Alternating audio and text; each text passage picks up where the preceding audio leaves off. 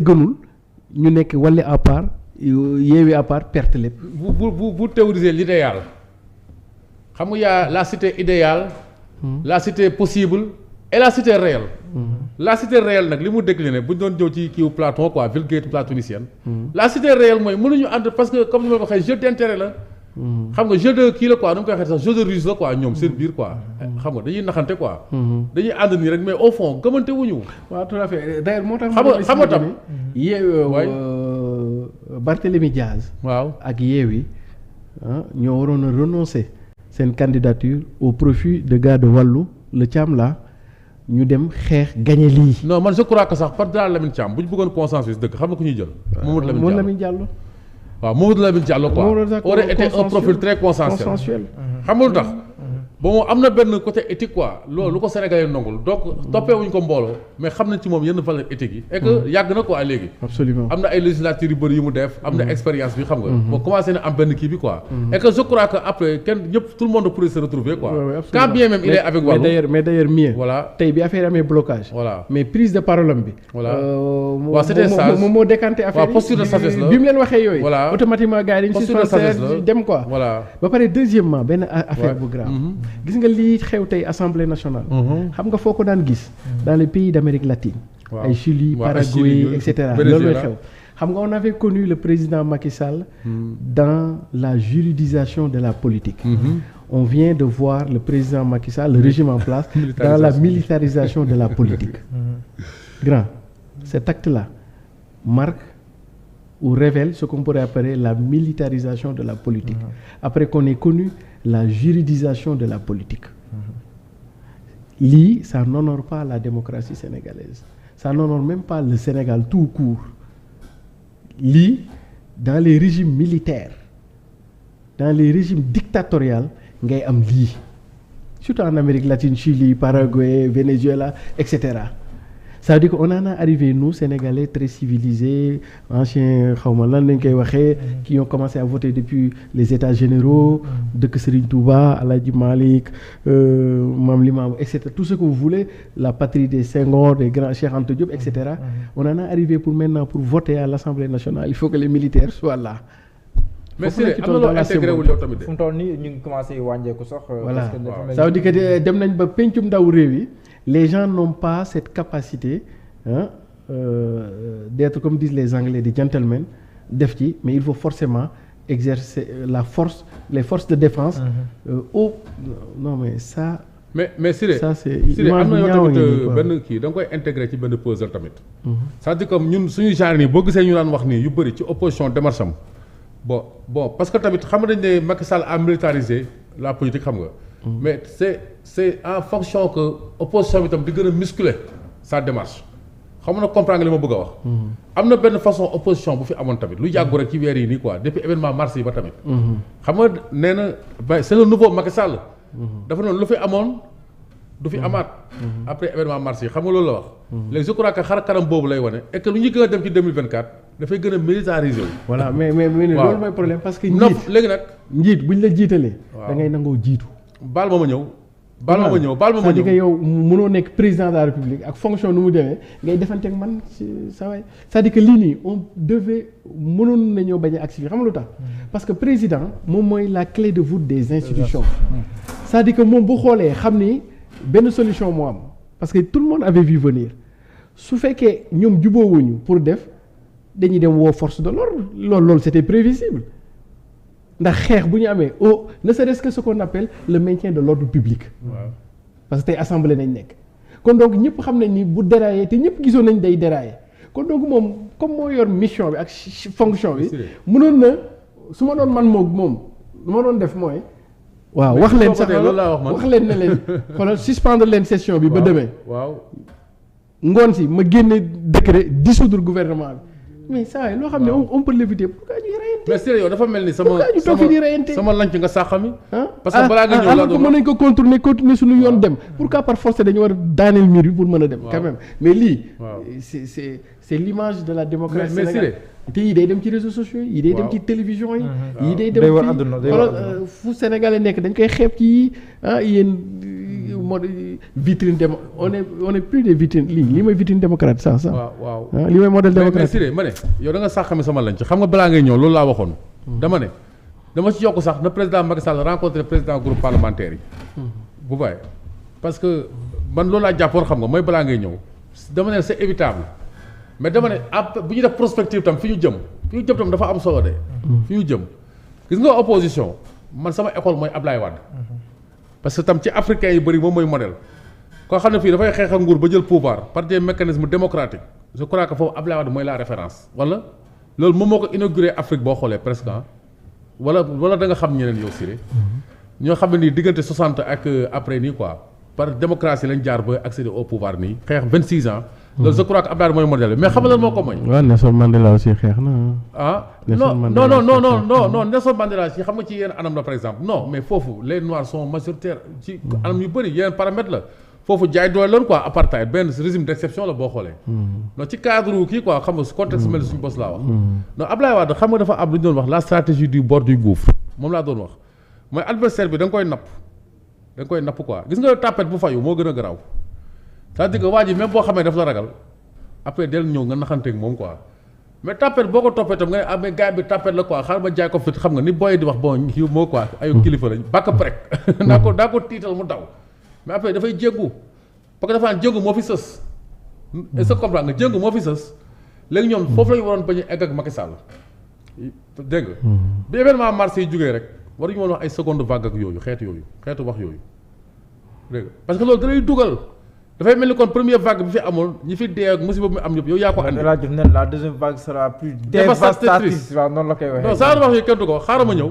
ci seen liste yi am na côté boo xam ne dañoo ridicule ñoom am na erreur yoo xam ne ñoom ñoo ko defal seen bopp mais il faut l'assumer mais sur la base de tes erreurs mënoo créer benn rapport de force bi tamit quoi après da ngay daanu ci biir léegi xam nga tout dépend de quoi toujours ci yu mel nii mooy le peuple sénégalais mooy arbitre gis nga bu peuple bi doon jug tey kenn mënu leen téye bu dee réellement peuple bi dañoo adhéré ci opposition kenn mënu leen téye loolu quoi histoire loolu la démontré aucun tyran n'a remporté le duel avec son peuple de toute l'histoire loolu depuis Alexandre le Grand ba tey loolu musul am xam nga mais est-ce que réellement peuple bi ànd nañoo ak opposition bi tey ci seen démarche xam nga sànq yaa ko wax mais il ne peut même pas s'entendre sur un profil consensuel pour diriger l'Assemblée nationale. Alors que tey toutes les données étaient réunies. pour ñu gagner affaire déjà y a problème. mais nañu waxante dëgg Ahmed Aïdara rien ne justifie sa candidature xeebuñu ko quoi tamit bu ñu waxantee dëgg. du point de vue de la légitimité par rapport ak même Barthélémy Dias foofu bu doon wax dëgg foofu ci combat boobu mais Barthélémy Dias moo am dëgg ñu ne conférence des leaders lii la wax mais même boo conférence des leaders bindee lépp du principe xam nga affaire réalité tamit dañu waxante dëgg. kaaw parti socialiste bu ànd ak Khalifa Sall ànd ak Barthélémy Dias mais du ñu morom Ahmed Aïdara ci politique koo xam ne mouvement la yor et que sans Ousmane Sonko. sans bayra Ousmane Sonko.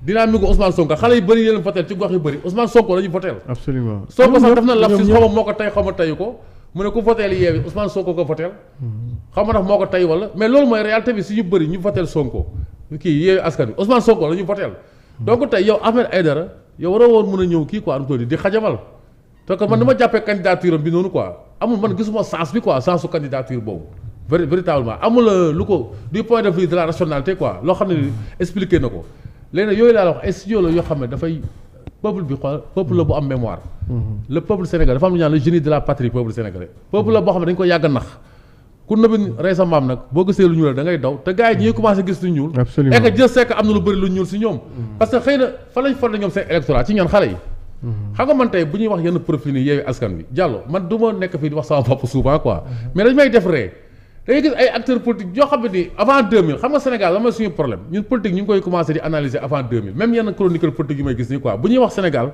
dafay mel ni l'an 2000 la commencé parce que l'an 2000 la benn pluralité médiatique bi gën a am avant journaux yi fi amoon bëriwul xam nga ay rajo bëriwul ak télévision yi mais après l'an 2000 la bon bil bi kii quoi ak kii noonu quoi mais am na profil yu bëri yoo xam ne nii Yewwi Askan Wi boo xoolee seen parcours ak yooyu noonu bëri nañ quoi du ma citer ay tour ay kilifa je les respecte et je ne peux pas personnaliser le débat mais boo gisee xale yu ndaw yi di am ay 18 ans ak ay 20 ans mais ay symbole lañ leen def ay révolutionnaires yu mag alors que ñooñu boo xoolee dañoo symboliser lu bëri loo xam ne nii régression la ci suñu histoire parce que ñoom nag ci xale yooyu dañu fondé seen ascension. na àggee ba minuit rek. liggéey day dakk c'est ça la règle au niveau de l'Assemblée nationale. absolument comme 22h jot na ku si nekk. ma bàyyi la nga joxe kàddu wax looy tëjee atum jàngat yi. waaw xam nga waxoon naa leen fii nii installation 14e législature dana guddee lool. mosoon naa leen ko wax mosoon naa leen wax ne dana bëri ay suspension de séance. mosoon naa leen wax ne aussi xeex dana fa am. waaw yooyu yëpp mënoon nañ koo gis. mais xam nga politique république nation ak état. c'est à la fois des actes et des symboles. bu ñu taxawee jàngat rek li xew assemblée nationale voilà le pouls ou la température de notre état et de notre nation. voilà tey jii dem nañ ba nga xam ni su gendarmerie taxawul suñu diggante ñu reyante. foofu la réew mi toll tey. ça veut dire que xam nga newoon naa la on est au bord du précipice. grand nee naa la bu ñu ressaisirul opposition comme parti au pouvoir. dëkk bi day tàkk jëppeet ñi ko yàq fu doon waxee. dëkk bi tàkk na jëppeet ñoo ko gisandoo noonu la fay demee. grand toll nañ ci niveau boo xam ni tey jii lii dafa koy symbole pencum ndaw réew yi représenté Sénégal yëpp tey jii pour ñu mën a am kii bi il fallait que gendarmerie ñëw taxaw xoolal diggante fii ak fii. c'est-à-dire que toll nañ ci niveau Sénégal boo xam ne force de l'ordre et de sécurité dafa mel ni rempart yëpp dagg na. rempart yëpp dagg na. léegi nag il reste confrontation frontale benn rek ma ñëw mooy ñii moo tax ma ni la gis nga ñii nag bu leen yëfi soofee ah. ñoom dañ naan dëjjët affaire bi. ah mais si comprendre ça veut dire que si nous les civils on est incapable de pouvoir se parler gouverner ce pays-là. Ah mais oui les militaires parce que ils sont nous ne sommes pas plus instruits. Les plus grands diplômés de ce pays-là sont dans l'armée, la grande mère, attention. Les plus grandes compétences de ce pays-là. Deuxièmement am na benn question bu may tarul aussi. bu force de l'ordre yi ñëw woon su gendarme yi ñëw woon. mais dañuy réintégrant. voilà kon tu allais trouver des meurtres loolu laa lay wax ma ne la. kon lii du point de vue symbolique. lu mënutoon a ñàkk la. très bien très bien parce que gis nañ fi pendant des minutes Thierno ñoo fi nekkandoo woon. mais mënu woon dem mënu woon dikk. très bien c'est-à-dire que moom laa la bëgg expliquer. ay fokkati micro président bi très bien moom laa la wax ma ne la république. c'est des actes et des symboles des fois actes yi boo koy jël di ko jàngat di nga mën a xam température waa ji fan la feebaram toll. c'est-à-dire que tey jii. bu ñu doon jàngat Sénégal. dafa pali woon mais tey mi ngi ci neuropalu. maanaam benn degré rek bu ci amaatee day dee xam nga tam corps humain. su amee 40 mën na supporter température extrême ba 42 degrés. à partir de 43 degrés tu meurs parce que chaleur boobu daa lay lekk. dafa lay lakk. loolu mën nañu wax neuropalu mooy l'étape suprême paludisme ñu ne dañu amoon palu léegi yéeg nañ neuropalu c'est-à-dire que bu ñu deful perfusion mu dem directement et perfusion veineuse mu dem directement ci deret bi. ñu wàññi dangar gi. loolu lañ te loolu la koy war a mooy tey c'est-à-dire bu fi gendarme yi nekkoon xam nga ñi seen vocation du lii. mais bu fi laisser à nous d'ailleurs dans la symbolique ñu nag. animaux yi même si on est des animaux quelque part mais on est des zones politicones pour parler comme les philosophes. Les animaux sans pour autant se parler mais ils se comprennent. Mais nous on se parle mais on se comprend jamais les hommes. comprendre léegi lii dafay refléter benn affaire que le peuple civil disons la classe politique est arrivé à une ligne boo xam ni mën naa ni ultime chemin. c'est-à-dire que lu ma ko mën a tënkee daal mooy grand boo yeewoo suba ñu ni Sénégal basculé na dans des violences extrêmes ba ci guerre civile ne sois pas surpris parce que l'acte révélateur l'indice bu lay wane ni a été ici l'Assemblée nationale et ici étant la représentation du peuple de ce que nous sommes dans notre majorité faut pas exclure que lii déborder de son vie. Et puis ñun ñuy wax ne sax mën na dem ba